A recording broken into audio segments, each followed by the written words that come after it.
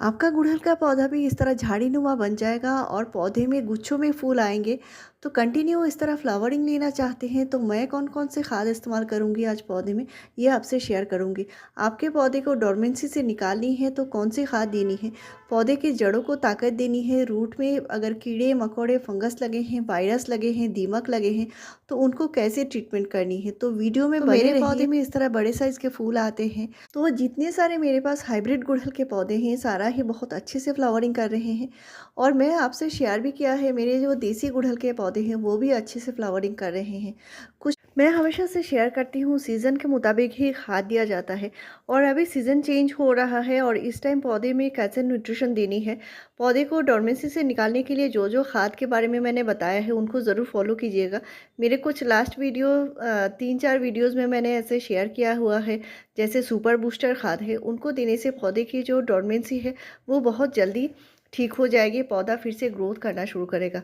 लेकिन आपके पौधे में ग्रोथ नहीं हो रही है, इसके बहुत सारे कारण हो सकते हैं।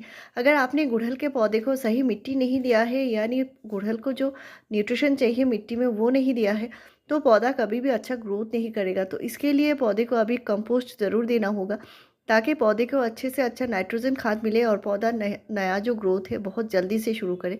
इसके लिए आप 2 मुट्ठी कंपोस्ट दे सकते हैं मिट्टी में, मिट्टी की हल्की गुड़ाई करके कंपोस्ट ज़रूर दीजिए।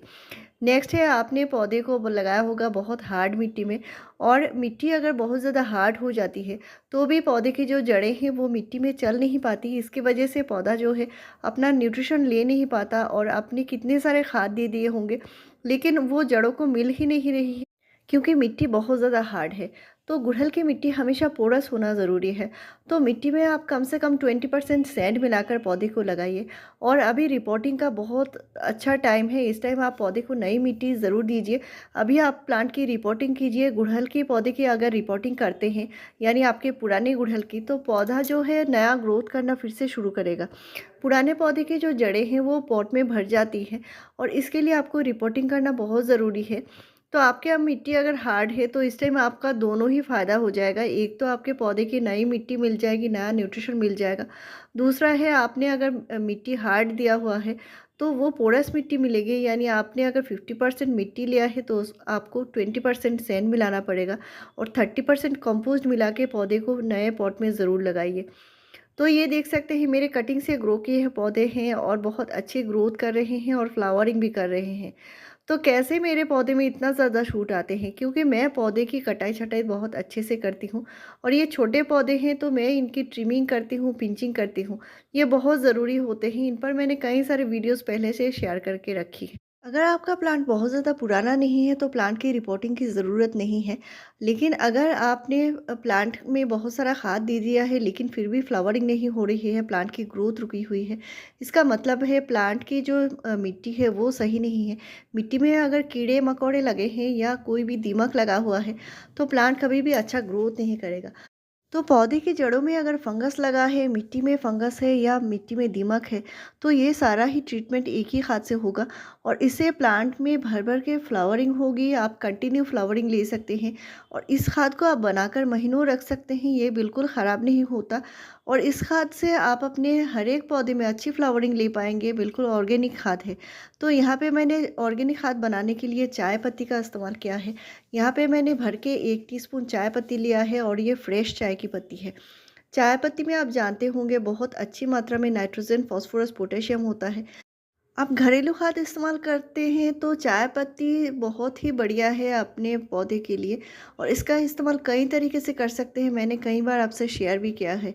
तो इस तरह ऑर्गेनिक खाद मैं हमेशा से आपसे शेयर करती हूँ। यहाँ पे मैंने दूसरा चीज़ लिया है, ये है केले का छिलका।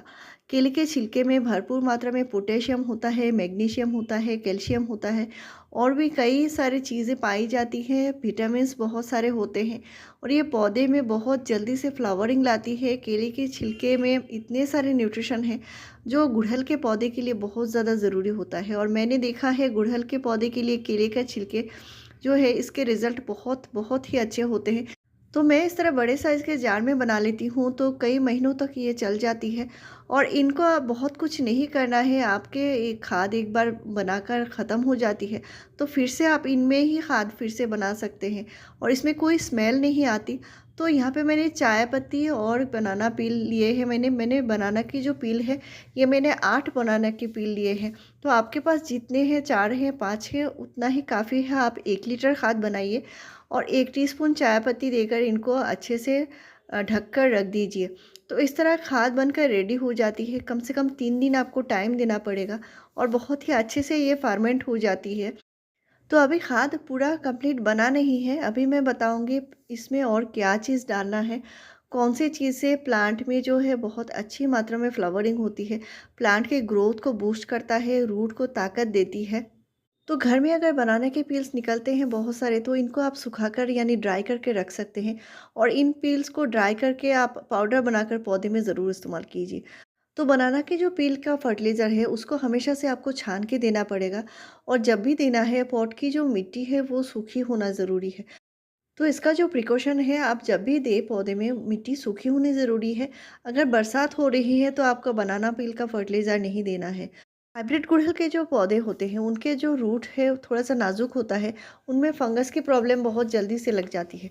तो इसके लिए मैंने प्रिकॉशन भी बता दिया है। तो आप गुड़हल के पौधे में साल भर अच्छी फ्लावरिंग लेना चाहते हैं, इसके लिए बहुत ज़रूरी ट्रिक बताऊंगी। आपने जितने सारे गुड़हल के पौधे लगाए हैं, पौधे के साइज़ के हिसाब से ही पॉट का साइज़ भी दीजिए। यानी ये प्लांट जो है इसको बहुत ज़्यादा बड़े साइज़ के पॉट में नहीं लगानी है। तो इस खाद को मैंने छान के निकाल लिया है और डाइल्यूट भी कर लिया है। तो अगर आप 1 लीटर खाद बनाते हैं तो कम से कम 3 लीटर नॉर्मल पानी मिलाइए। अभी मैं खाद में एक बहुत ज़रूरी चीज़ मिलाने वाली हूँ और इससे क्या होगा, प्लांट की जो जड़ें हैं वो भी मज़बूत बनेंगे। मिट्टी में अगर दीमक लगे हैं, कीड़े लगे हैं, फंगस लगे हैं तो वो भी चले जाएंगे। तो इसका सिर्फ एक चुटकी ही इस्तेमाल करनी है, बहुत ही कमाल की चीज़ है और इसको आप ज़रूरत के हिसाब से इस्तेमाल कीजिए। आपको महीने में बार बार इस्तेमाल नहीं करनी है, महीने में सिर्फ एक बार इस्तेमाल कर सकते हैं, इससे ज़्यादा नहीं करनी है। तो ये पौधे में रुकी हुई ग्रोथ को बूस्ट करेगा और इसको जो देना है सिर्फ एक चुटकी देना है। तो मैंने यहाँ पे 3 लीटर पानी लिया है, इसके मैंने 3 चुटकी लिया है। और ये जो हींग है घर में जो हम इस्तेमाल करते हैं, आपको किसी भी ग्रोसरी शॉप में आसानी से मिल जाएगी। खाने वाला हींग होता है और इसको देने के बाद कम से कम 1 घंटे आपको खाद को रखना है, बहुत अच्छे से ये डाइल्यूट हो जाए पानी में। और इसका जो इस्तेमाल करना है बहुत सावधानी से करना है। आपका कोई भी नया प्लांट हो तो उसमें नहीं देना है, आपके पुराने प्लांट हो यानी 4 5 महीना पुराना प्लांट है उसमें देना है। हींग की तासीर गर्म होती है, इसके लिए इसका मात्रा का ध्यान रखना है। 1 लीटर पानी में आपको 1 चुटकी ही देना पड़ेगा, यानी आपको सिर्फ 1 पिंच देना है। और 3 लीटर पानी लिया है तो मैंने यहाँ पे 3 पिंच लिया है और आपको नाप के ही देना पड़ेगा। तो ये जो गर्म खाद होती है समर में आपको बहुत ज़्यादा इस्तेमाल नहीं करनी है। अभी विंटर जा रहा है, इस टाइम इस्तेमाल कर सकते हैं और ये ग्रोथ को बूस्ट करेगा, फ्लावरिंग को बूस्ट करेगा, जड़ों को मजबूत बनाएगी। तो इसको इस्तेमाल करनी है आपको दिन के टाइम ही करना है, सुबह या शाम को कर सकते हैं। ऐसे ही बढ़िया जानकारी पाने के लिए मेरे चैनल को ज़रूर सब्सक्राइब कीजिए। Thank you.